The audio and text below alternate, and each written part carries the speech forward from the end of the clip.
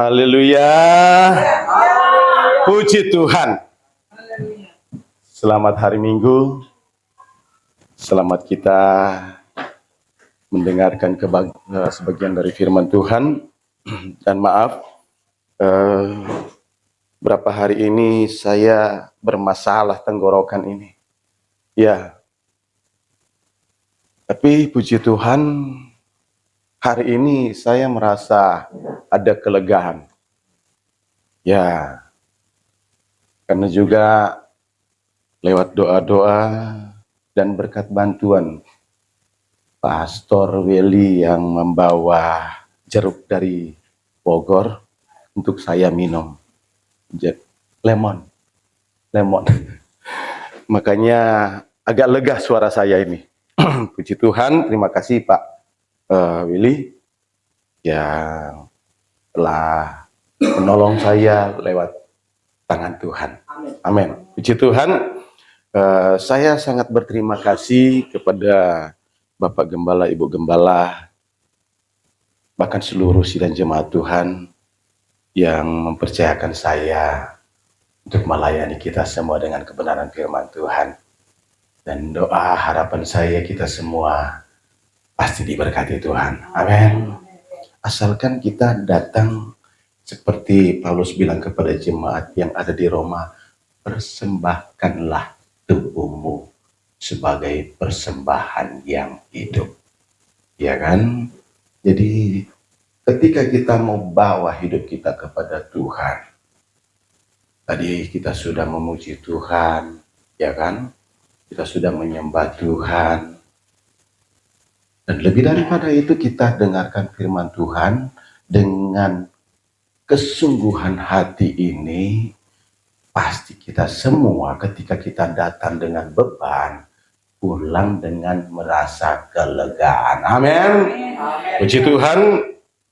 Oke, mari kita siapkan kehidupan kita untuk kita dengarkan firman Tuhan. Tapi saudara-saudara, ada satu lagu yang saya seolah menentang diri saya supaya saya, apa lagu itu? Seperti ada lagu tadi yang bilang musim kehidupan.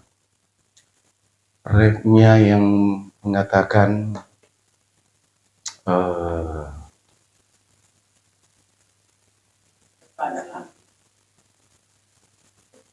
bukan. Ada yang seperti itu lagi.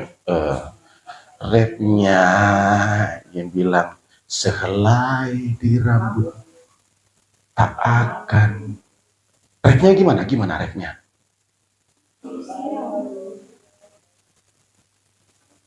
Nyari.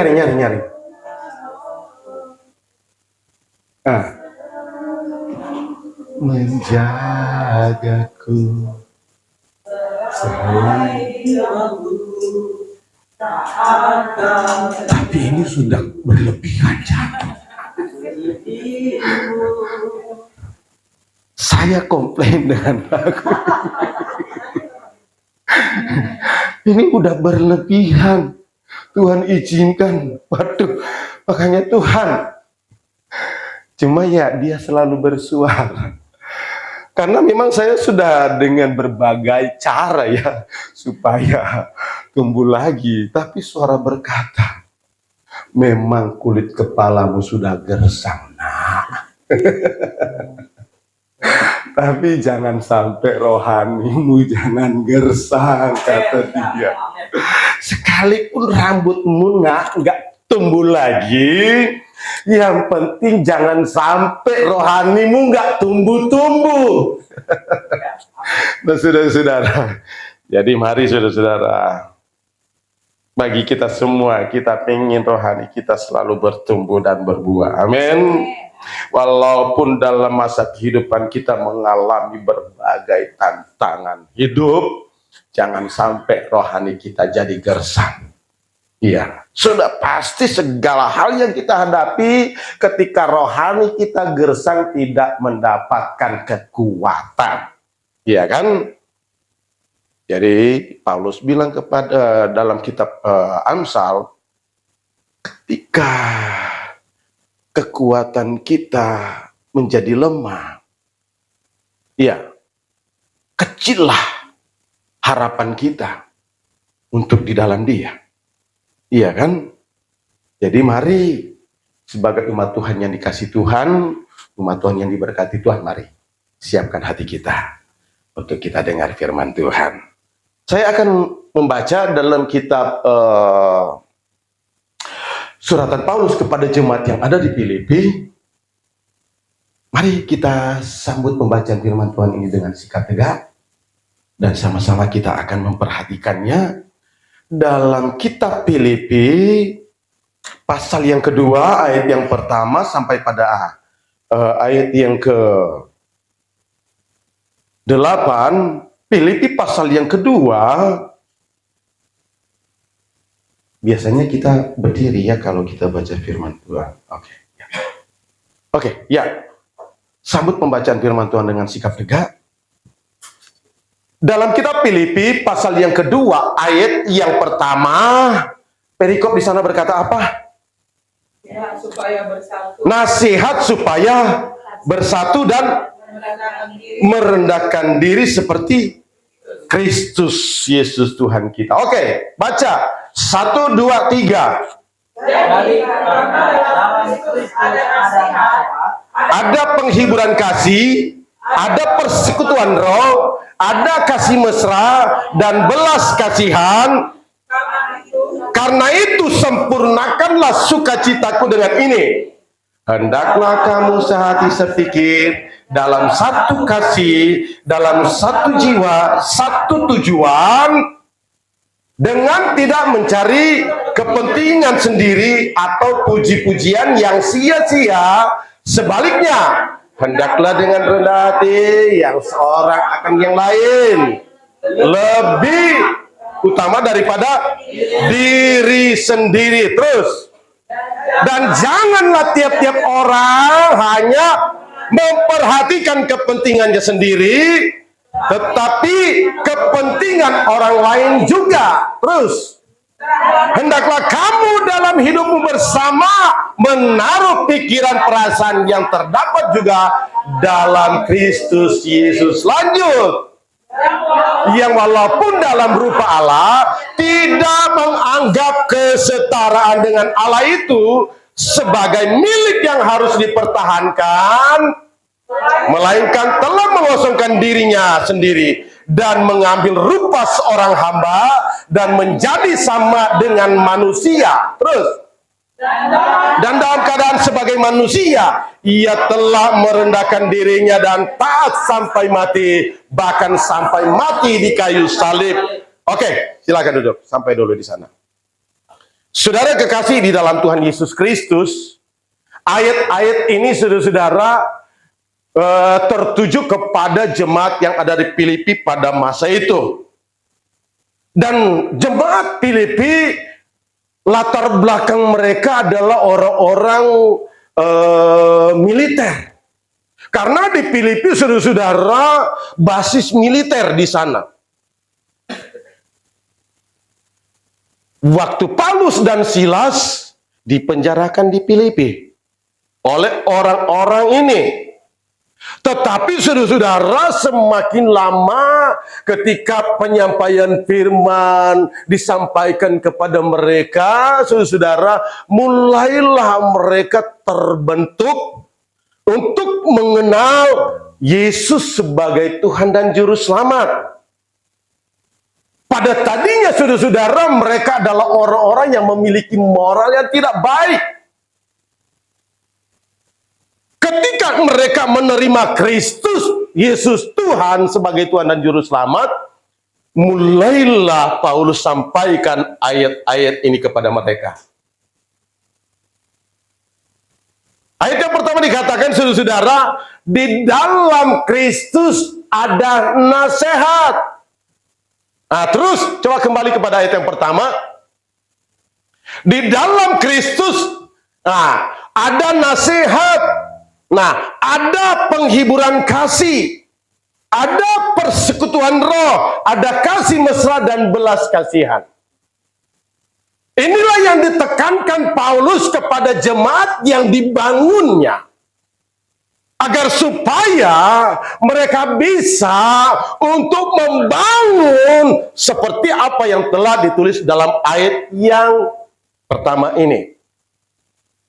Dan Paulus katakan, saudara-saudara, sempurnakanlah. Apa dikatakan ayat yang kedua? Sukacitaku dengan ini. Apalagi? Jadi saudara-saudara, bukan hanya sebatas apa yang telah dikatakan dalam ayat tadi, tetapi untuk melengkapi, menyempurnakan sukacita Paulus untuk terus melayani mereka. Ini lagi syarat Paulus kepada mereka. Hendaklah kamu sehati, sepikir, dalam satu kasih, satu jiwa, satu tujuan. Jadi saudara-saudara, himbauan firman Tuhan kepada kita semua, kita harus seperti yang dikatakan dalam ayat yang pertama. Kembali dulu lagi ke ayat yang pertama.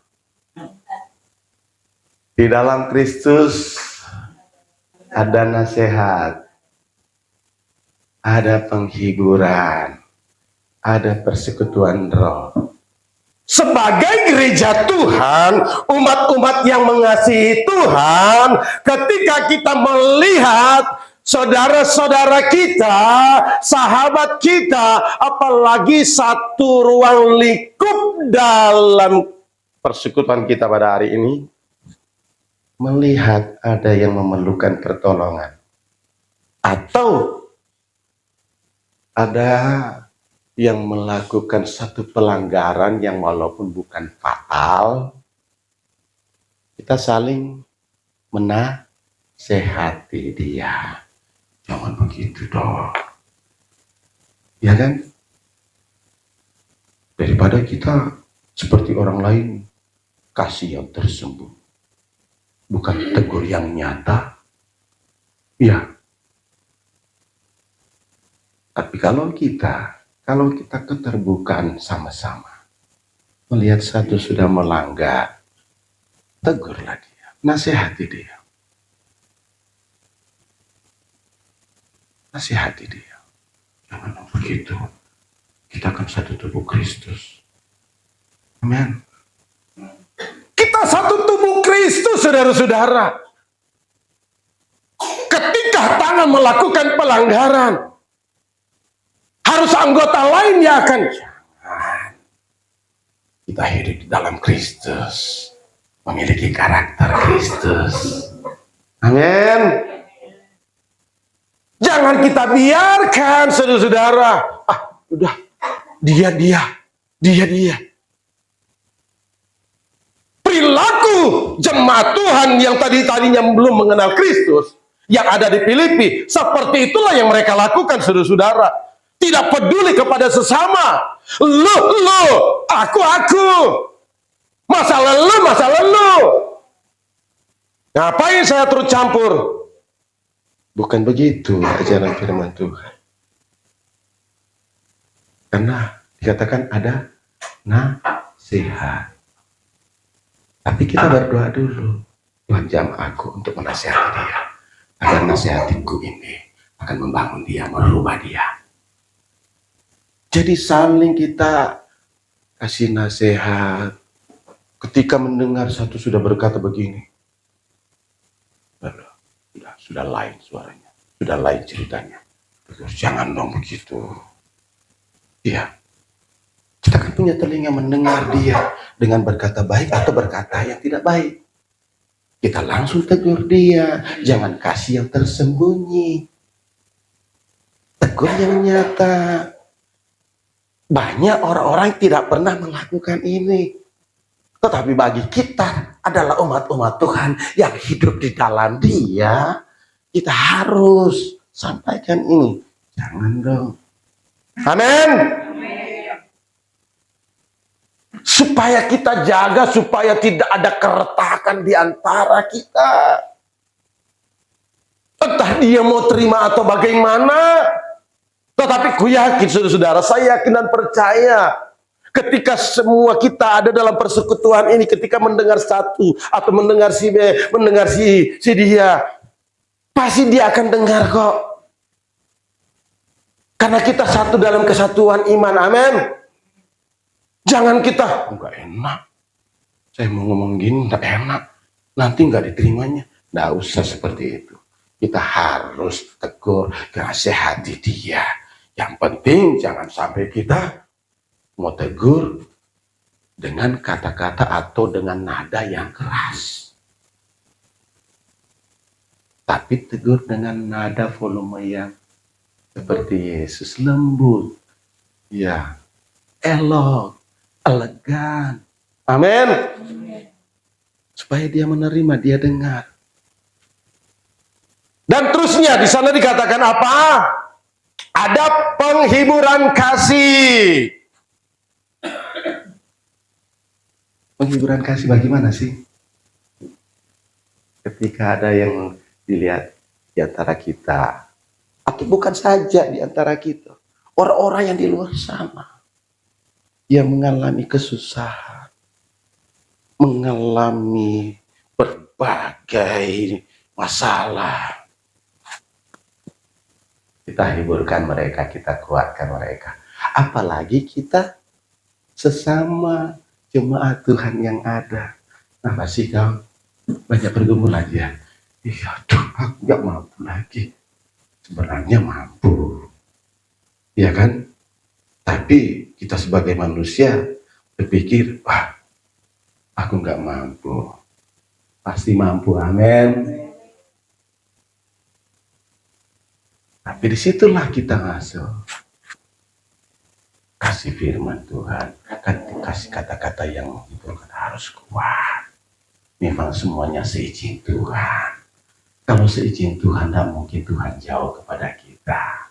Pasti Tuhan ada di pihak kita. Ketika Tuhan izinkan ini masalah datang kepada kita, tidak mungkin Tuhan lepas tangan. Amin. Itulah penghiburan kasih. Tapi kalau kita tinggalkan orang seperti itu, masalah dia. Jangan begitu. Itu bukan Alkitabiah. Itu bukan hidup dalam Kristus. Tapi kita harus berusaha untuk menghiburkan dia dalam kesusahan. Amin. Apa saja yang kita boleh kasih kepada dia, dalam bentuk bagaimanapun. Kalau memang kita perlu, kalau kita punya berkat yang lebih, apa salahnya? Kalau memang dia mengalami masalah ekonomi, ya kan? Jadi saudara, inilah yang dikatakan penghiburan kasih. Dan terus apa? Ada persekutuan roh. Persekutuan roh bagaimana lagi? Seperti apa yang kita lakukan hari ini ya. Di sana ada pujian, di sana ada doa, di sana ada penyembahan. Itulah persekutuan roh. Bukan seperti yang dilakukan oleh orang-orang yang tak mengenal Tuhan. Di sana bersekutu ibu-ibu, bersekutu bapak-bapak, bersekutu pemuda-pemuda. Untuk apa? Menceritakan orang lain.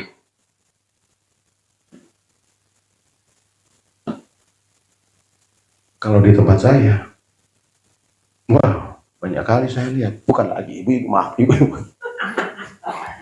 Ternyata bukan lagi ibu-ibu yang mulu ember. Tapi di sini tidak ada ibu-ibu seperti itu. Di sana di tempat saya, sering saya lewat, wah, persekutuan bapak-bapak, apalah yang mereka ceritakan ini. Aduh, jadi bukan. Itulah orang-orang yang tidak hidup dalam Kristus. Nah, saya banyak kali mengalami tekanan di sana. Jadi, saudara-saudara, harapan saya, inilah hasil mereka dalam persekutuan mereka. Hanya untuk membuat saya supaya lengser di sana. Enggak. Dengan berbagai cara mereka mau pakai dukun. Satu waktu sudah, Ibu Gembala, saya mau khotbah berapa jam? Berapa lama? Saya mau bertanya. Sepakat jemaat, saya mau khotbah berapa jam? Saya dari Palembang loh, jauh. Saya ada di sini baru 2 kali loh. Iya, baru 2 kali saya ada di sini, di mimbar ini khususnya. Kalau di ruangan ini sudah sering kemarin juga. Tapi di sini saya khotbah baru 2 kali. Sayang loh. Sepakat, ayo. Nah, saudara kekasih di dalam Tuhan Yesus Kristus, satu waktu datang dukun ini. Bang, dia panggil bang, abang. Woi, enak sekali sebutannya itu, bang. Tapi hatinya bengis. Dia nanya sama saya, bang, doa yang abang pakai gimana sih? Kenapa? Bertanya. Ada bapak saya, mertuanya dia. Nanya doa bagaimana abang pakai. Noh, jadi bapak yang membutuhkannya. Iya, tapi bapak suruh saya. Loh, bapaklah yang datang ke sini, bukan kau yang datang ke sini. Saya sudah mengerti dengan tujuan dia itu ke situ, ke pastori. Saya bilang, kalau bapak perlu aku, bapaklah yang datang ke sini. Nanti saya kasih tahu. Tapi kalau bukan kau yang perlu, cuman bapak, saya nggak kasih tahu. Saya nggak kasih tahu rahasianya. Kalau bapak yang perlu, datang, nggak suruh bapak ke sini. Enggak, bapak cuma suruh saya. Enggak, supaya bapak dengar apa yang saya sampaikan. Kalau cuma melalui kau, nggak akan mungkin semuanya kau bawa ke sana ke bapak. Nggak mungkin. Suruhlah bapak ke sini. Nyata ketahuan. Ada oknum-oknum yang tak bertanggung jawab, oknum-oknum yang beringas. Suruh dukun ini supaya berbuat sesuatu kepada kami. Sudah 2 kali, saudara, dia bawa melon. Dia bawa hari ini, besoknya busuk. Bayangkan. Melon kan awet kan? Paling dia awet seminggu ya. Baru dia petik, saya bilang, lo panen ya? Iya, panen tadi siang. Setelah saya mau buka besoknya, busuk. Itulah pembelaan Tuhan. Dia mau buat sesuatu kepada kami, tetapi Tuhan yang lebih kuat, Tuhan yang lebih berkuasa. Waktu kami melayani di Kalimantan, saya selingi dengan kesaksian ya. Kami melayani di Kalimantan, saudara-saudara, begitu juga kami mengalami peperangan iman yang luar biasa. Saudara-saudara, ketika suatu mujizat terjadi, dan saudara-saudara dukun-dukun di sana bereaksi, nanti pekerjaan mereka nggak laris. Satu bayi, saudara, kalau bahasa mereka bilang di sana kena pepohonan. Bapaknya ke hutan tebang kayu, padahal bayinya di rumah. Inilah pemahaman mereka, orang-orang yang tidak mengenal Tuhan. Bapak motong kayu, tebang kayu, jurusannya sebenarnya ke sana, tetapi dia roboh ke sini, anaknya di sini, kena pepohonan, katanya bayi. Usia 2 minggu, bayi ini selama 2 minggu dia nangis terus, dalam kondisi tubuhnya yang sangat memprihatinkan. Dan sudah 4 dukun mereka panggil, tidak ada perubahan. Satu waktu bapaknya datang ke rumah, pastori. Kalau di sana bahasa untuk memanggil kami, Abah Kamil. Mereka tidak kenal Mama Novel. Kamil yang mereka kenal. Abah Kamil, doakan anak kami. Ini agama keharingan, Hindu keharingan. Kenapa? Sudah 4 dukun tidak ada perubahan. Oh gitu ya? Jadi mau panggil kami? Iya. Kami minta Abah Kamil doakan anak kami. Saya bilang, Bapak yakin, percaya Yesus mau sembuhkan anak Bapak? Langsung dia berlinang air mata, percaya Abah Kamil. Oke, duluan nanti kami nyusul. Kami doa peperangan dulu. Kami doa untuk supaya Tuhan membungkus kami. Karena anak ini sudah diserahkan kepada dukun, kepada setan. Sampai di rumah, saudara, sudah banyak warga Karena mereka tahu ketika sudah 4 dukun tidak ada perubahan, anak itu meninggal. Jadi warga sudah pada kumpul. Orang tua angkat saya termasuk dukun tertua di sana, dia bisa menyaksikan akan perbuatan Tuhan. Sampai di rumah saya bilang sama ibunya yang lagi peluk anaknya yang mungkin bobot badannya sudah tinggal setengah kilo. Waduh, sudah kecil. Saya bilang sama ibunya, Bu, Ibu percaya, orang-orang di sekitar itu dengar, percaya Tuhan Yesus sembuhkan anak ibu? Sama jawaban mereka dengan suaminya. Iya, kami percaya kabar kami. Benar-benar percaya? Iya, benar-benar percaya. Oke, saya suruh istri untuk gendong anak itu yang lagi menangis. Ketika amin, anak itu langsung diam. Laporan dari bapaknya, sudah kami tidur dengan nyanyinya Abah Kamel. Ya, puji Tuhan.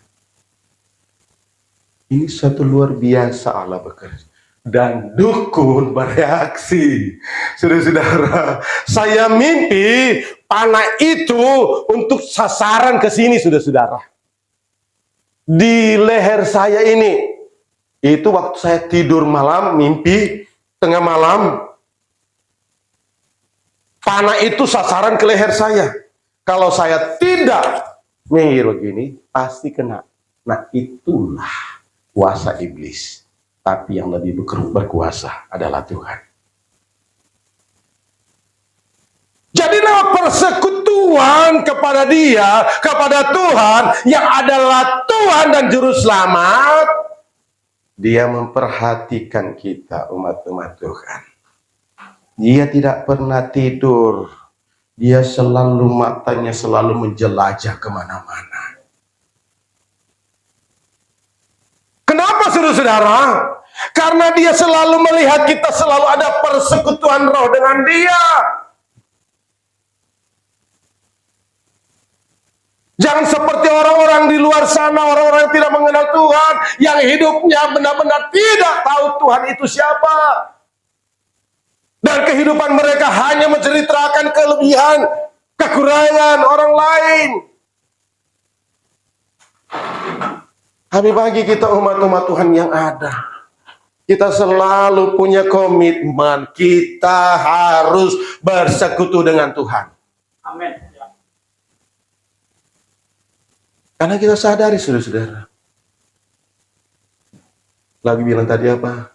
Ya, musim kehidupan itu kurang maupun apa? Kurang maupun lebih maupun kurang ya. Tetap Yesus yang mempesona hatiku. Kenapa kita terpesona dengan Tuhan? Karena dalam setiap musim kehidupan kita dia selalu ada. Amin. Dan kenapa Tuhan selalu ada dalam setiap musim kehidupan kita? Karena kita selalu bangun relasi dengan Dia. Amin. Bangun hubungan dengan Dia. Nah, itulah kuncinya. Kalau kita mau Tuhan selalu ada bersama dengan kita, bangunlah persekutuan roh dengan Dia. Bersama-sama jemaat. Ayo dong. Kita ibadah. Tinggalkan dulu pekerjaan. Bawa semua beban kita kepada Dia. Saling kita mengajak. Ayo. Kasih nasihat kepada Dia. Kan kita sudah kasih Tuhan 6 hari lamanya bekerja. Hari ini hari untuk Dia. Bahkan pun saudara enggak 1 hari ya. Kita cuma sampai jam 1 ya Bu Gembala ya. Sampai ibadah komuda ya. Ya kan? Di setiap musim hidup kita Tuhan tidak pernah jauh loh. Tuhan tidak pernah tinggalkan kita. Ada apa saudara-saudara ketika Tuhan tidak pernah tinggalkan kita? Karena Dia buat kita serupa dengan gambar Dia. Jadi jangan sampai gambar dia hilang kepada kita. Salah sendiri. Kenapa kita hilangkan gambar dia? Karena kita selalu bersekutu dengan orang-orang yang tak kenal Tuhan. Boleh saja kalau kita punya niat baik kepada mereka untuk tarik mereka. Tapi kalau kita saudara-saudara bersekutu dengan dia, oke, iya, tidak dapat di situ, tidak mengerti di situ domba atau kambing. Yang tadinya sebenarnya kita adalah domba, tapi kita bersekutu dengan kambing, kita jadi kambing. Kalau kita iya-iyakan mereka. Tapi kalau kita punya niat untuk punya daya tarik seperti Pak Gembala bilang, kita harus punya daya tarik untuk menarik mereka. Itu luar biasa. Tapi kalau kita ikut-ikutan ngomong orang lain, kita juga ikutan ngomong orang lain. Bagaimana wajahnya Allah itu ada pada kita? Tak akan mungkin. Tapi ketika kita sudah ada persekutuan, saudara, itulah Tuhan selalu ada bersama dengan kita. Jika kita dalam masalah, dalam lembah-lembah gelap, kita dapat jalani, kita dapat lewati. Saudara, pasti ada pelangi yang Tuhan siapkan. Amin. Jangan dulu tuntut kita alami pelangi, saudara-saudara, kalau kita tak mau melewati yang namanya kabut kelam. Aku nggak mau. Aku ada di zona yang nyaman sekarang ini. Ngapain aku mau untuk tarik di zona yang tidak nyaman?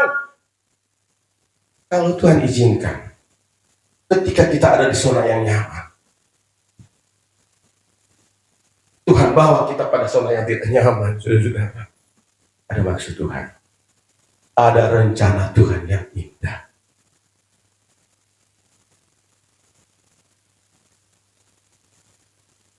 Jangan kita saudara-saudara mau tolak. Tuhan, aku gak sanggup Tuhan. Aku mau di tempat yang nyaman. Ketika kita selalu ada di zona yang nyaman, satu waktu kita pasti akan lupakan dia. Kenapa kita Tuhan izinkan untuk alami masalah? Supaya kita tetap bangun persekutuan roh dengan dia. Selalu berhubungan dengan dia. Tuhan, mampukan aku. Kuatkan aku Tuhan. Itu yang menjadi kehendak Tuhan. Amin. Terus ada kasih mesra. Kasih mesra bagaimana juga ya?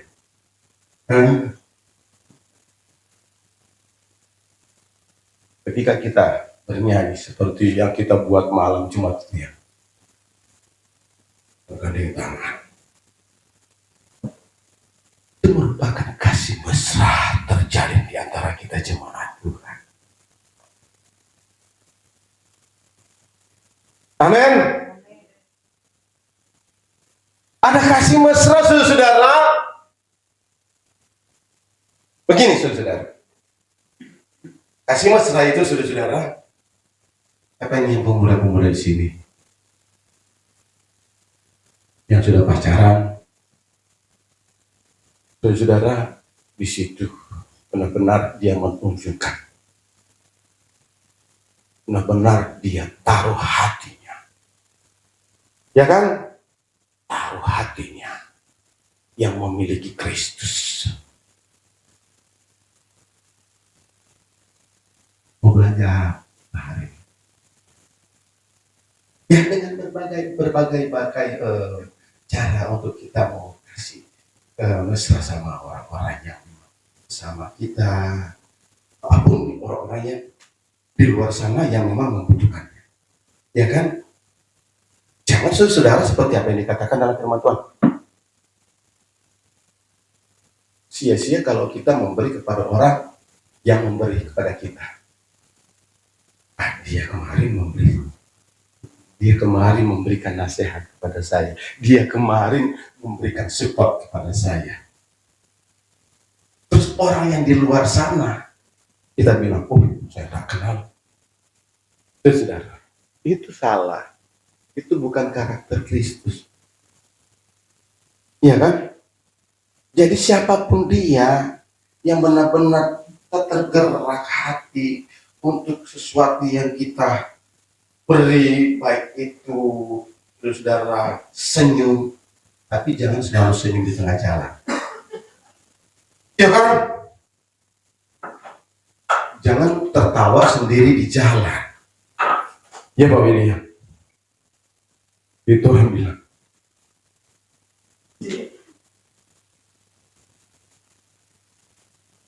Kasih senyum kepada orang. Itu saudara. Akhir-akhir ini orang-orang yang membenci saya, yang tadinya beringas, memang mukanya tidak ada kemerduan melihat saya. Ketika melihat saya, benar. Akhir-akhir ini sudah Pak, dia mulai terkontaminasi dengan senyum saya. Tapi Bapak bukan Ibu. Bapaknya yang beringas. Saya kasih senyum. Tampilkan pesona. Pak.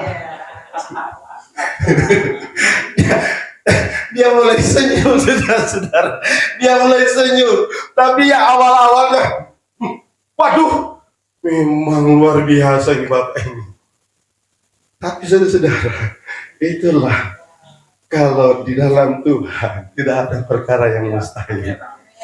Iya, istri saya juga kan ketika kami di motor, Pak, wah, sudah angkat tangan, luar biasa. Itu tandanya dia respect kan? Dia benar-benar ada respon lagi kita kan? Dia benar-benar menghargai ya kan? Jadi ya puji Tuhan, saudara. Itu tetangga saudara, karena dia anti sekali dengan kehadiran kami di sana. Tapi sekarang masih ada satu yang memang masih sampai sekarang ini dia masih beringas. Tapi itu pergumulan kami. Ya, dia marah kalau kami pelihara anjing. Saya kasih bilang sama kawan-kawan, kalau memang dia marah kami pelihara anjing, bagaimana dengan muslim-muslim yang ada di sana pelihara anjing? Kalau kami memang dari dulu, iya, kami terbiasa dengan pelihara anjing, tapi kami pelihara, nggak diliarkan. Tapi orang-orang yang di sana, mereka liarkan anjingnya. Tapi saya buat kandang. Nggak usah heran, memang itulah orangnya.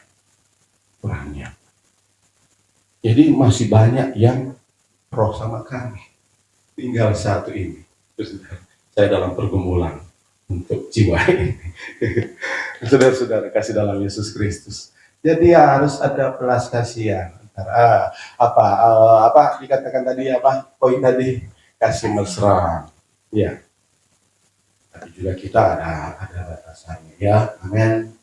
Ya, kalau di dalam sini untuk kita memuji Tuhan, bergandeng tangan dalam kasih, dalam satu hati, berjalan dalam terang kasih Tuhan. Di dalam sini kita bergandeng tangan antara kita jemaat Tuhan yang ada. Tapi kalau di luar sana boleh kita berjalan bersama, tapi ada pengawalnya, ada istrinya, ada suaminya, berjalan dengan orang lain, ya kan? Tapi kalau kita berjalan bersama-sama dengan laki orang lain, berjalan sama dengan istri orang lain, terus bergandengan, itu lain gitu. Lain itu, saudara-saudara, nggak bisa itu, nggak bisa. Memang ada hukum yang menentang itu ya kan. Kecuali kita suami, sini istri saya, sini orang lain bergandengan. Iya, ada kasih mesra. Amin. Terus sempurnakanlah sukacitaku dengan ini. Sudah. Gembala di tempat ini seperti apa yang dikatakan Paulus kepada jemaat Tuhan yang dilayani. saya hamba Tuhan atau gembala jemaat Tuhan di tempat ini dengan semangat, ya kan? Ketika melihat jemaat Tuhan yang ada di sini, apa? Hendaklah kamu sehati sepikir, dalam satu kasih, satu jiwa, satu tujuan. Nah, ini lagi yang kita harus lakukan hari lepas hari. Sehati sepikir. Gimana sehati sepikir?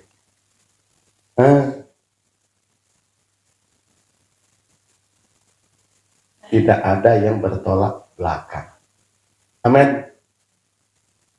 Dengan pendapat harus connect. Amin. Jangan satu kasih pendapat, enggak setuju aku. Ya, aku nggak setuju dengan pendapat dia. Kalau memang pendapat itu masuk akal, benar-benar membangun, jangan sampai seperti itu kalimatnya. Aku nggak sependapat dengan dia. Nah, kalau kau, bagaimana pendapatmu? Karena terjadi, saudara, di pelayanan saya, sebenarnya memang tadi dia ketua pembangunan. Saya rencana kami semua sudah deal dengan musyawarah jemaat dengan hamba Tuhan, membuat teras di depan. Nah, terus ini jemaat ini dikasih masukan, dan jemaat Tuhan lain juga ikut-ikutan. Saya bilang ini masukan yang nggak masuk di akal. Di teras itu mereka maksudnya saudara mau buat apa yang dikatakan, setelah dari pintu keluar mereka buat satu tidak rata gitu lah.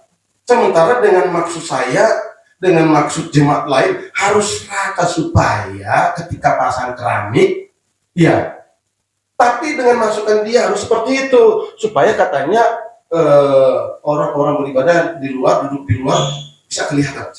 Sama aja kalau dengan konsep saya seperti ini.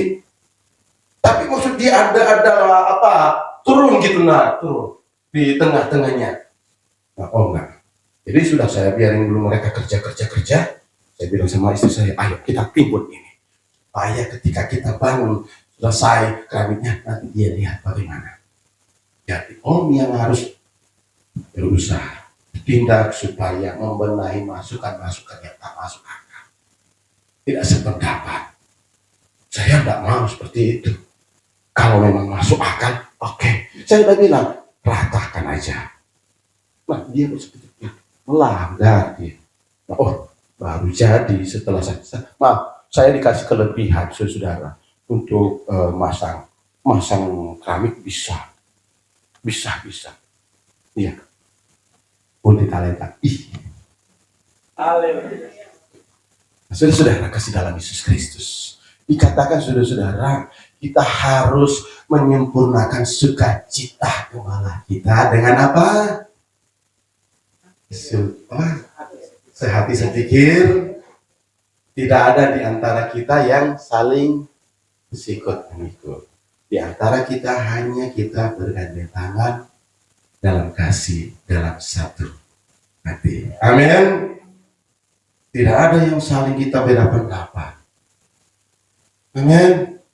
Itu yang menjadi sukacita hamba Tuhan di tempat ini. Ya. Ketika benar-benar melihat sidang jemaat yang dibina, benar-benar terbangun. Sudah alangkah semangatnya hamba Tuhan melihat. Paulus katakan kan, sempurnakanlah sukacitaku agar supaya aku tetap eksis di dalam melayani kalian, karena melihat kalian itu dengan semangat, sukacita, damai sejahtera ada pada kalian, aku tambah semangat. Hendaklah apa dalam satu kasih, satu jiwa, satu tujuan. Nah, satu jiwa itu kayaknya sudah sepaket ya. Iya, sepaket itu. Apalagi satu tujuan. Iya kan? Satu tujuan. Jangan saudara, suami ke sana, anak ke sana, istri ke sana. Itu bahaya. Iya. Bahaya. Tapi kalau kita satu tujuan dalam satu kasih jiwa luar biasa, saudara-saudara, di sana terbang harmonis dalam keluargaan. Benar-benar firman Tuhan. Wow. Tapi kalau saudara-saudara kita berbeda tujuan, kita saling tanya, firman Tuhan di sana bagaimana? Sementara engkau terima firman Tuhan yang memberkati engkau di sini, terus dengar di sana lain, ya kan? Jadi saudara, bekal-bekal yang masuk kepada kita karena kita berbeda tujuan, tidak connect.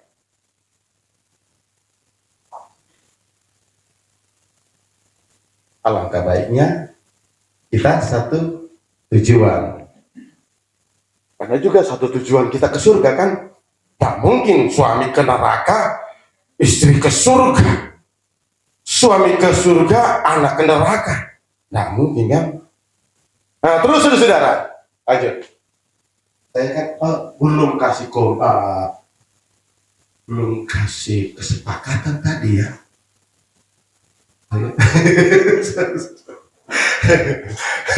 Belum ada kesepakatan saya mau khotbah berapa jam.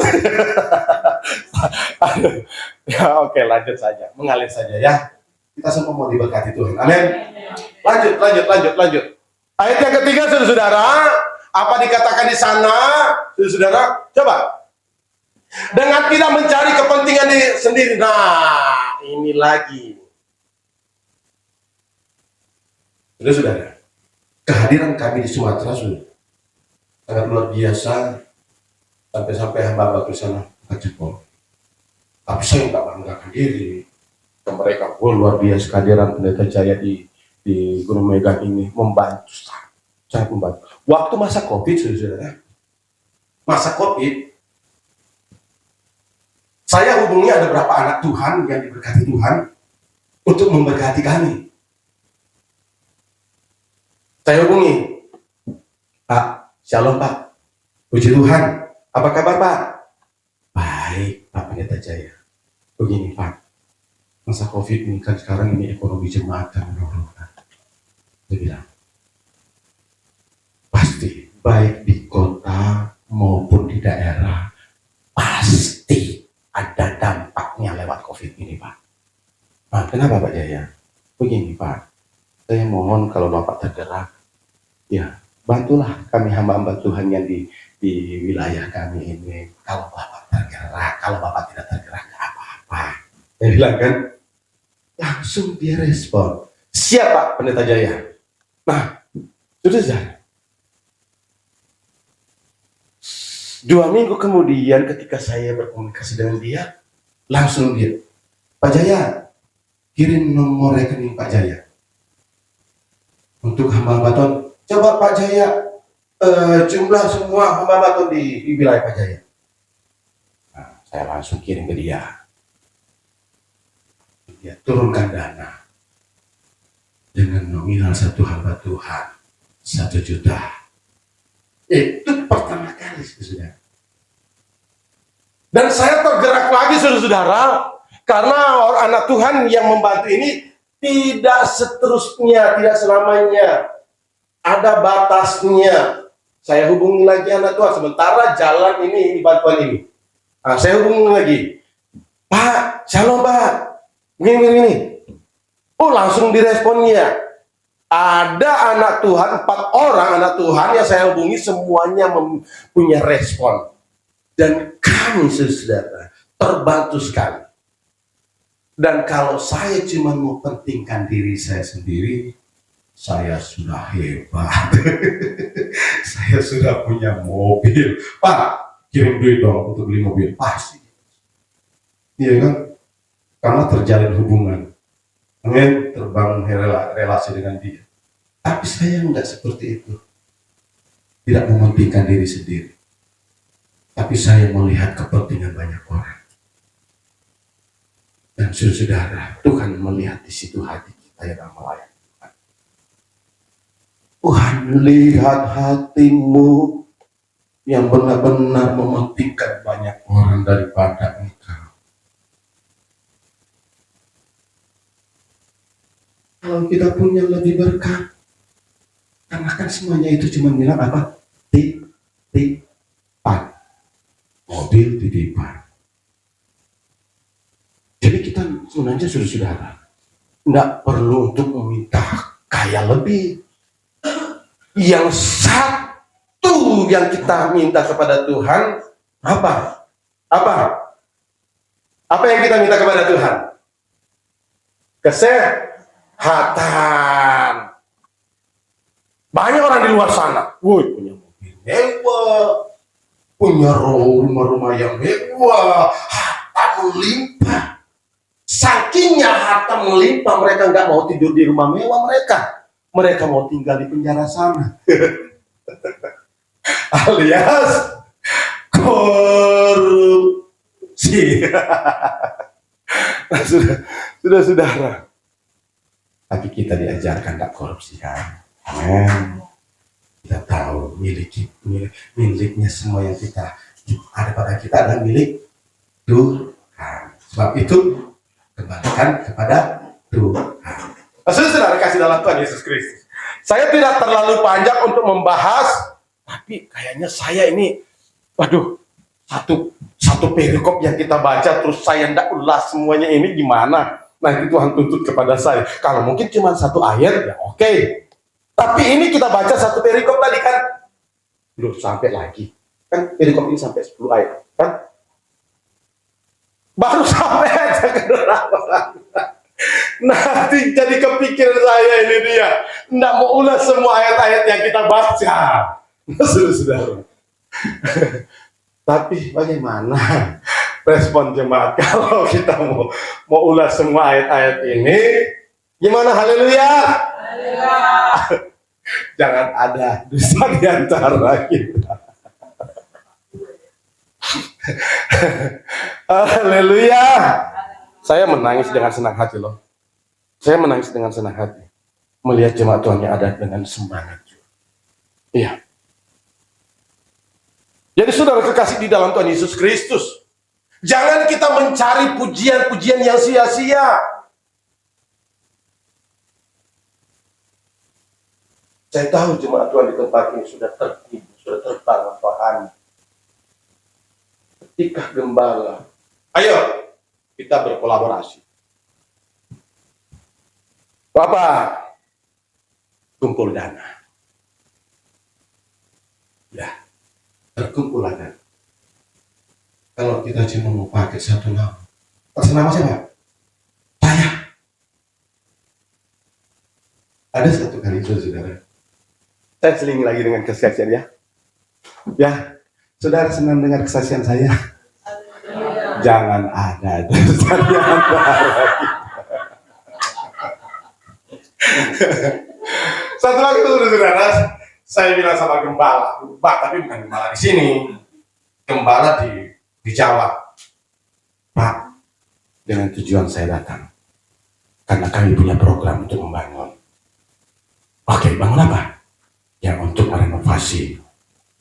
Karena gereja darurat sekarang kami sudah mau bongkar. Oke, ya. Tahu-tahu dia share ke grup jemaah. Wah. Terkumpul dana. Itu saudara. Lewat kesepakatan jemaat. Mengutus satu orang membawa kepada saya. Ini Pak Pendeta. Dari siapa? Dari saya. Dia bilang dari saudara. Nama Bapak siapa? Di sini ada nama John ya. Kebetulan saudara orang Sulawesi yang Bapak bawa amplop kepada saya. Nama siapa? Pak John. Oke. Sebelum saya doakan Pak John, datanglah jemaat Tuhan. Pak, yang kemarin Pak, itu kesepakatan jemaat karena gembala share kepada kami bantu hamba Tuhan yang ada di Palembang. Kok kemarin saya bilang tanya Pak John. Untuk saya belum doakan secara khusus. Ternyata saudara atas nama jemaat eklesia. Di sini eklesia apa gimana? Ya. Sama dengan jemaat di sana eklesia. Saudara-saudara. Nah, saudara-saudara kasih dalam Tuhan Yesus Kristus. Ternyata saudara-saudara jemaat Tuhan berkolaborasi untuk mengumpulkan itu. Bantu kami hamba Tuhan.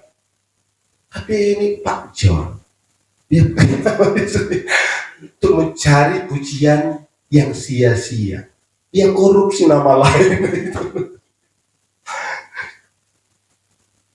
Saya bangga dengan jemaat Tuhan yang ada di eklesia pada waktu itu. Saudara-saudara kasih dalam doa. Maaf ya, lagi ada masalah. Jadi jangan perhatikan. Nah, saudara-saudara. Tahu kolak? Terdiri dari apa saja? Terdiri dari apa saja? Pisang? Apa semua? Oke, cepat semua bicara supaya tidak ngantuk. Ngomong semua.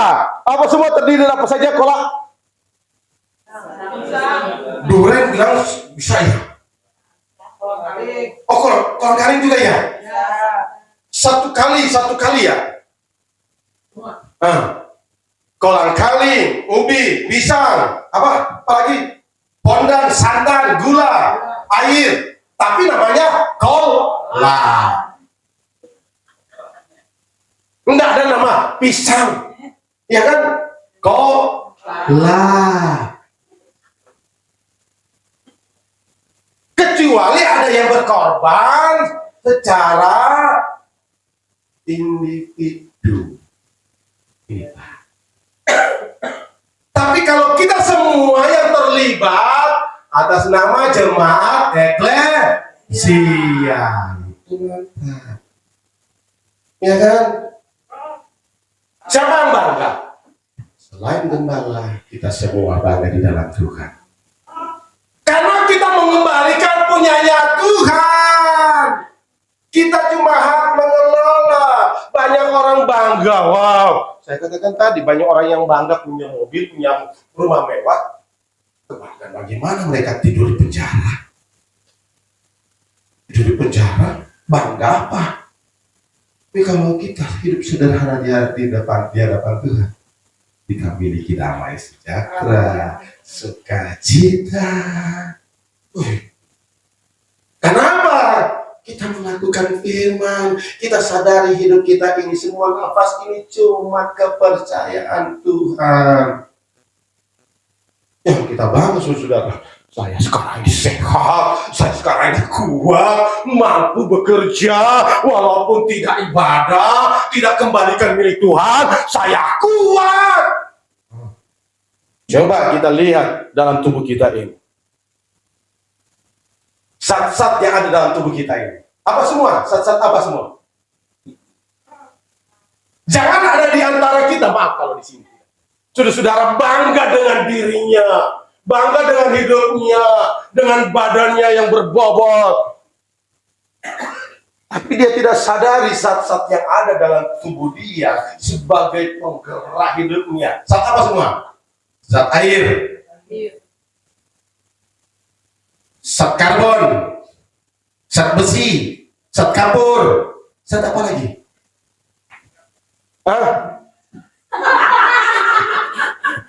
Yang benar. Coba. Zat karbon, ketika dijadikan karbon, paling segumpal begini, ya kan? Berapa karbon gumpal begini? Berapa? Harganya berapa? 2.000 kali? Atau 5.000? Sudah 5.000. Jadi tulis 5.000. Kalau ada papan tulisan tulis. Zat besi ketika dijadikan paku. Zat besi ketika dijadikan paku. Jadi berapa paku? Satu paku kali ya. Paling satu paku yang ukuran 10 cm. Yang besarnya 5 mil. Satu paku kita jual berapa harganya? Berapa? 1.000 talar, 2.000. 5.000 tambah 2.000, 7.000. Masuk. Zat air. Ketika dijadikan air, satu ember kecil kayaknya ya. Karena maaf, saya sudah pernah lihat. Waktu di Kalimantan, saudara ada orang yang meninggal karena gula darah.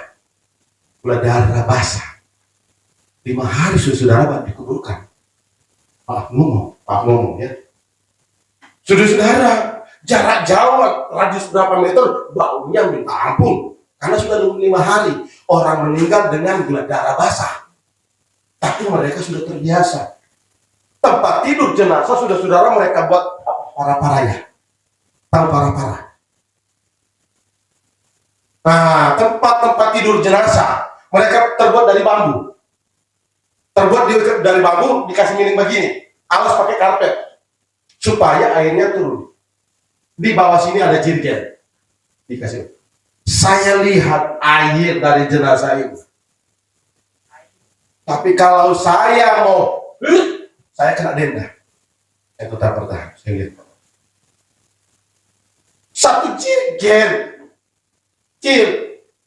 Satu jerigen air, berapa harganya? Berapa harganya? Bukan yang 1 galon aqua yang biasa kita beli. Itu pun berapa harganya? 5.000 ya? Kalau 6.000. Kalau yang 1 jerigen kecil itu berapa harganya? 2.500. Taruhlah. Atau 3.000. 7.000 tambah 3.000, 10.000. Jadi 10.000. Apalagi? Zat apa lagi? Zat apa lagi? Lemak, zat lemak. Lemak. Ketika dia mencair, jadi minyak berapa? Ya. Kalau di orang kurus lemaknya kurang.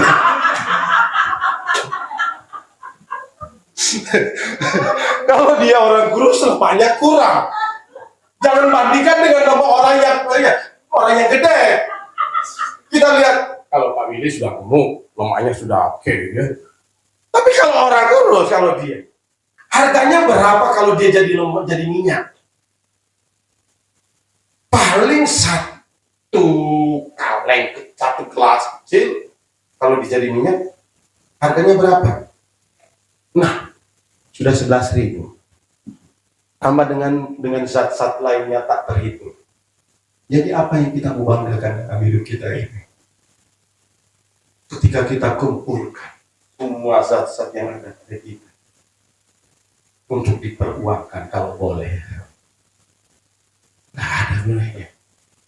Oke, saudara-saudara kasih dalam Tuhan Yesus Kristus. Saya mau potong saudara-saudara, kita ini adalah satu tubuh Kristus ya, amin. Satu tubuh Kristus, saudara-saudara. Di antara tubuh Kristus itu, saudara-saudara, anggota-anggotanya berbeda perannya, ya kan? Kalau ini perut ini sakit, ya, aduh perut ini, aduh sakit. Yang bekerja lebih aktif apa? Kaki. Dia harus berjalan. Ketika pintu terbuka tertutup, siapa yang aktif? Tangan. Ketika melihat lubang, siapa yang berperan?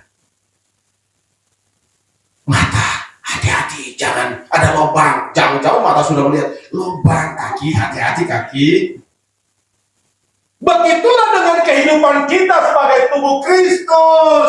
Ketika di antara kita ada pergumulan, mari kita kerjasama. Peran kaki berjalan, peran tangan, gerakan lain, mata, telinga, mulut.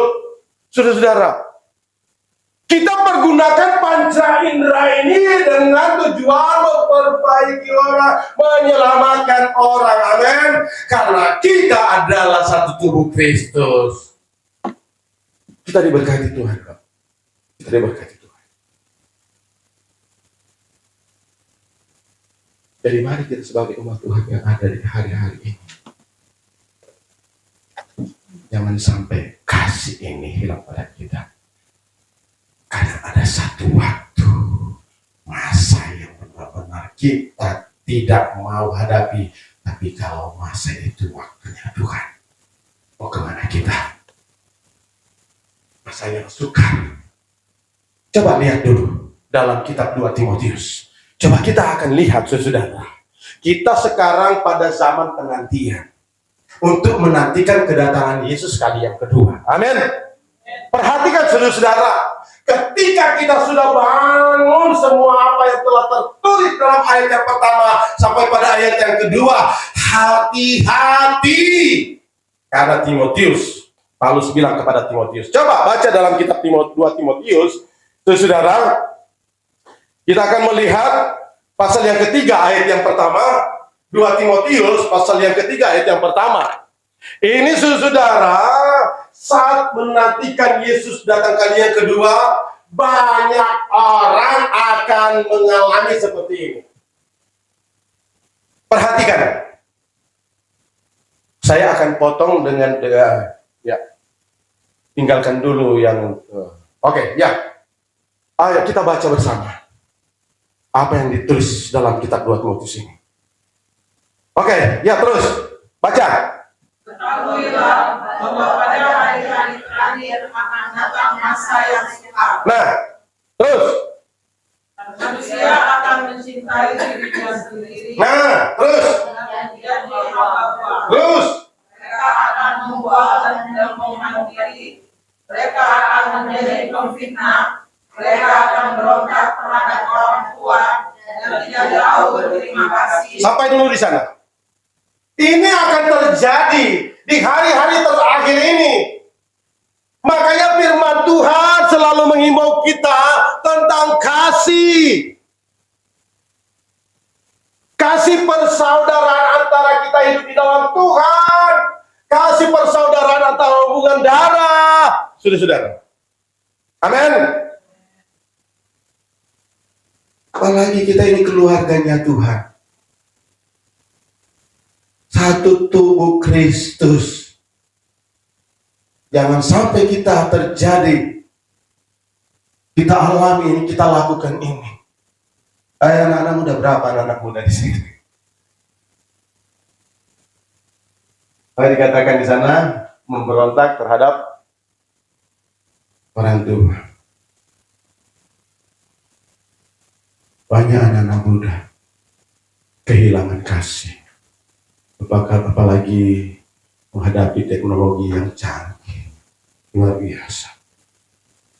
Dengan pengaruh-pengaruh dunia sekarang ini terlibat dengan kasus-kasus yang ada. Baik narkoba, baik pembunuhan, pencurian, penculikan. Jadi satu luar biasa kejahatan, ya kan? Kenapa kita selalu dinasihati agar supaya jangan sampai terjadi pada kita ini? Kita bersyukur, amin, kalau firman Tuhan masih disampaikan, amin. Jangan bosan-bosan kita dengar firman Tuhan. Karena satu kali kelak akan datang masa yang sukar. Orang-orang tidak dapat menahan diri karena dengan keadaan kondisi ekonomi yang sangat memprihatinkan. Terpaksa mereka cari jalan lain. Untuk apa? Curi, membunuh, mencari bayaran. Ini akan terjadi. Tapi mari saudara, kita kembali untuk terus merendahkan diri kepada Tuhan. Amin. Kenapa kita harus merendahkan diri kepada Tuhan? Menjadi seperti karakter Kristus. Orang yang merendahkan diri kepada Tuhan selalu dia berpikiran bahwa aku ini orang tak punya. Aku orang ini adalah orang yang benar-benar tidak punya harapan. Kalau cuma membanggakan diri, kalau cuma bersandar kepada kecerdasan, kepintaran saya, kekuatan saya, dia selalu menyadari, aku ini nggak apa-apa di mata Tuhan. Iya, itulah orang yang ciri-ciri orang yang merendahkan diri. Dia selalu sadar kehidupannya dia itu tidak ada apa-apanya. Cuman karena apa? Anugerah Tuhan. Amin. Cuma oleh karena anugerah Tuhan. Oleh sebab itu kembali pada ayat pokok tadi, saudara. Yesus, saudara, dikatakan dia telah mengosongkan diri. Dia jadi manusia dan dikatakan juga seperti hamba. Jadi kealahan dia tidak ada pada dia. Tidak ada kesetaraan dengan Allah. Ketika orang menghina dia, apalagi meludah. Apalagi meludah. Ya, meludah. Ya Pak Billy. Meludahi. Saudara-saudara. Meludahi. Yesus dengan berbagai hal mereka lakukan kepada Yesus, tetapi dia tetap dalam kerendahan hati. Malah dia katakan, ampunilah Bapa. Apa yang mereka lakukan, mereka tidak tahu apa yang mereka perbuat. Itulah prinsip Yesus, karakter Yesus yang saling mengampuni. Bagi kita yang ada di tempat ini. Tapi sebenarnya kalau suara Om Jaya nggak pakai mic nggak apa-apa. Iya kan? Iya kan? Iya. Cuma supaya kita tidak tidur ya. Tidak ngantuk ya. Supaya kita tidak ngantuk. Ayo. Komitmen dengan Tuhan. Aku tidak mau tidur. Karena pergunakan hari-hari ini loh untuk Tuhan. Karena hari-hari ini adalah hari-hari jahat. Pergunakan kesempatan yang Tuhan berikan kepada kita untuk Dia. Ya. Saudara kekasih di dalam Tuhan Yesus Kristus, kita sebagai umat Tuhan yang ada, yang harus selalu merendahkan tahu. Padi ketika dia mulai bergulir. Perhatikan. Ini suatu gambaran yang benar-benar kita dapat mengerti. Padi setelah dia mulai bergulir, menandakan bahwa dia berisi, memiliki kualitas. Amin. Supaya orang panen, wah benar-benar tidak sia-sia pekerjaanku. Tapi kalau padi dia menjulang ke atas, tandanya dia kosong. Kosong. Amin. Apa guna kita berbicara terus seperti padi yang kosong? Seperti Paulus katakan kepada jemaat yang ada di Korintus. Gong geberincing yang terlalu deras, tapi kosong.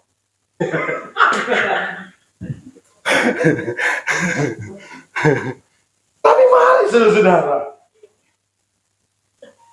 Orang nggak akan percaya, orang nggak akan tertarik ketika mereka melihat kita ini kosong. Walaupun sehebat apapun engkau berkata-kata, tetapi dalam perilakumu, dalam tingkah lakumu, dengan praktekmu yang tidak ada, cuman hanya untuk bersandarkan dengan apa? Teori. Kosong. Tapi kalau seperti padi yang mulai bergulir, menyukakan hati kita kalau tidak benar. Begitulah kita di hadapan Tuhan. Amin. Di hadapan Tuhan ketika kita benar-benar berisi, satu waktu kita ada di alat tampil. Di alat tampil kita digoncangkan dengan berbagai masalah hidup. Ketika kosong, terbuang, terlengser. Tapi kalau kita berisi, memiliki kualitas rohani, goncangan apapun, sehebat apapun menggoncang kita, kita tetap ada posisi di dalam Tuhan. Engkaulah berharga di mata Tuhan, bukan kata manusia. Makanya engkau kukasihi. Amin. Dan saudara kekasih di dalam Tuhan Yesus Kristus, kita adalah orang pilihan Allah, bukan cuma sebatas terpanggil, tetapi kita menjadi pilihan Allah karena kita mengikuti karakter Dia. Jadikan aku Tuhan, rumah doamu. Amin. Amin. Amin. Jangan jadikan kita rumah persekutuan untuk menceritakan orang lain dengan kesalahan kelebihan orang lain. Tetapi mari kita bangun hati kita ini menjadi rumah doanya Tuhan untuk menceritakan kehebatan Tuhan. Di situlah. Loh, jam berapa ini? Sudah mau mulai ya pemuda ya? Oh, masih jauh ya? Masih jauh ya? Kita semua ikut pemuda nanti ya. Oh, kita kan ini wanita-wanita bijaksana. Ketika kita mau jemput pengantin sorga, kita walaupun kita perempuan, kita laki-laki, kita adalah pengantin wanita. Amin. Jadi tidak ada perbandingan di sana. Kalau kita mau jemput, jadi kita masa-masa sekarang ini, masa-masa penantian, masa-masa penantian. Amin. Jangan sampai kasih yang sudah selama ini kita bangun. Terbangunnya organisasi di tempat ini sudah berapa lama? Ya kan sudah lama ya. Selama ini kasih Yesus yang kita bangun dalam hidup kita ini. Jangan sampai terjadi pada kitab Timotius tadi. Iya kan? Timotius berapa tadi? Saya mau tanya. Mantap. Mantap. Kalau memperhatikan. Terkadang saya seperti itu loh. Saya bertanya. Timotius 3 ayat berapa? Ayat 1, ayat 2. Jangan sampai ini yang akan kita alami, kita kerjakan di masa-masa sulit. Yang tadinya saudara dengan ekspektasi kita benar-benar saya sudah mengalami keselamatan. Akhirnya itu hilang. Kenapa? Karena dengan keadaan dunia yang sekarang ini lagi bergelora, timbul kekhawatiran, ketakutan, kecemasan dalam hidup kita ini. Akhirnya apa? Pengaruh-pengaruh dunia. Ayo pasang. Yang sekarang ini sudah beredar di rumah-rumah sakit. Alat kecil, apa? Mikrochip. Akan dipasangkan di mana? Di tangan, di dada. Itu menjadi kesenangan orang banyak ketika memasang alat ini. Tapi mereka yang tidak mengenal Tuhan, mereka tahu menghadap begini di pintu tertutup, terbuka pintu. Untuk melakukan atau kita berbelanja, kita nggak antri. Kalau kita memakai itu, nggak antri. Tapi orang yang tidak memakai itu benar-benar mengalami kesulitan. Waduh, kapan giliran saya? Benar-benar, saudara. Jadi mau mengalami kesenangan lewat pemberian iblis atau mengalami kesusahan lewat di dunia ini, walaupun kita susah, kita sengsara, kali kelana kita akan mengalami sukacita di sana. Orang-orang yang mengalami kesenangan di dunia ini oleh karena mereka memakai ini, bahkan mereka mengalami. Ingat itu, saudara. Kalau kita rajin baca firman Tuhan dalam Wahyu, saudara, alat ini dia akan error dan muncul bisul-bisul jahat kepada mereka. Akan error alat ini. Tidak selamanya dia beroperasi dalam tubuh manusia, tapi satu waktu dia akan korslet dan muncul bisul-bisul jahat kepada mereka yang berbiasa. Tapi bagi kita umat Tuhan yang kita benar-benar memakai nama Bina tadi, kita berglori di sana. Amin. Jadi saudara, kita harus menyadari bahwa apa yang kita miliki sekarang ini, kekuatan kesehatan, itu semua miliknya. Yang oksigen cuma saudara-saudara.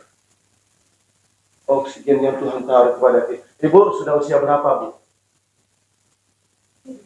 Usia berapa? Satu usia dengan Ibu Linda ya? Oh iya, memang benar-benar saya memang berilah.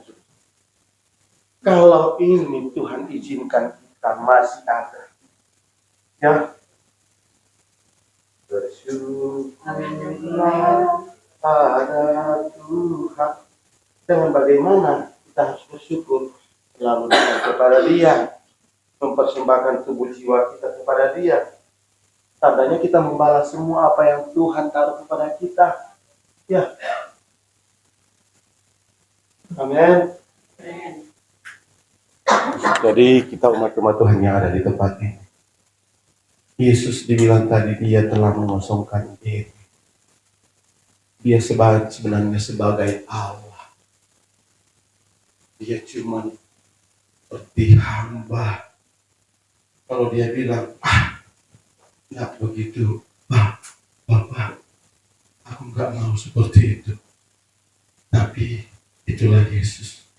Karena Dia memiliki kerendahan hati, Dia pasrah.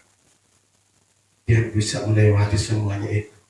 Maksudnya Dia bisa menghadapi semuanya itu dengan kesengsaraan Dia.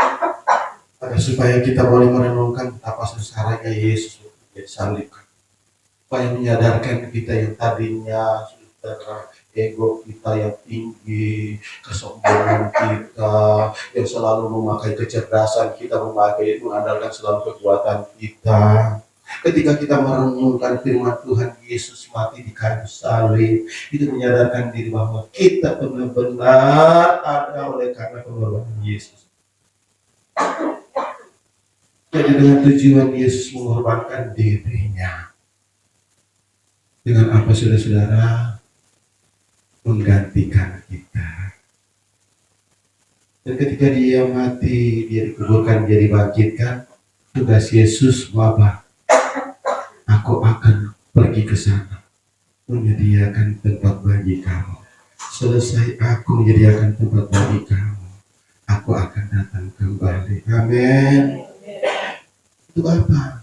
Menjemput kita orang-orang yang bertahan sampai pada kesudahan. Jangan ada di antara kita, Om Jaya masih mau datang-datang terus loh, kalau ibu bapaknya nggak kasih, tujuan saya mau lihat cucu. Tadi Om Jaya mau lihat, masih bertahan. Om hafal semua muka-muka ini. Walaupun mungkin setahun lagi Om datang, 1 tahun kemudian Om lagi. Karena nggak puas cuma dengan video call kepada cucu-cucu yang lucu ini. Iya. Dan juga kita ini sudah terkoneksi, batin kita pasti Om Jaya nggak lupa. Iya, Om Jaya nggak akan lupa. Ya di sana juga kami doakan terus sidang jemaat eklesia dan digembalakan oleh pendeta. Serius, kami selalu doakan yang digembalakan oleh pendeta Sienturis, suami istri anak mereka. Kami terus, saya nggak bohong di hadapan Tuhan, mendoakan anak-anak kami supaya tetap eksis, mendoakan seluruh sidang jemaat yang ada supaya tetap eksis. Amin. Jadi mari kita semua yang ada, umat-umat yang ada, kita mau bersatu. Amin.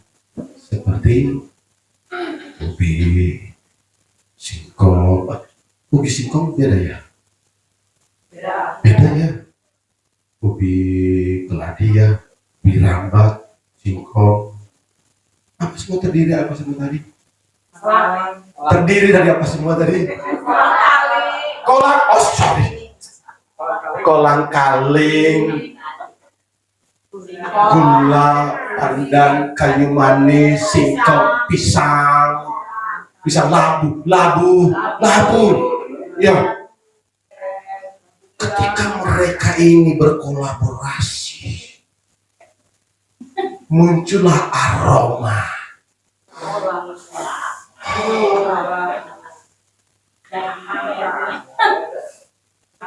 Tapi buah nggak ada. Buah sekarang. Okay. Muncullah aroma yang begitu enak, berbau harum.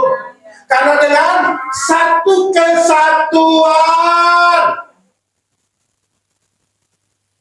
Itulah sidang jemaat Tuhan di tempat ini.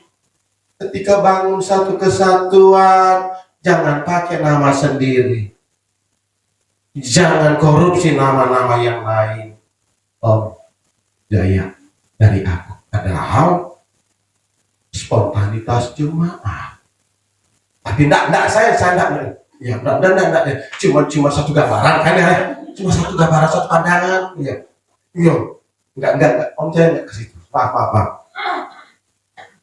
Jadi saudara, muncullah bau harum di hadapan Tuhan. Aroma yang begitu menarik dia supaya dia turun. Aku tadi bilang apa tadi? Mazmur 133 ayat 1 dan 2. Ada lagu tadi bilang tadi kan?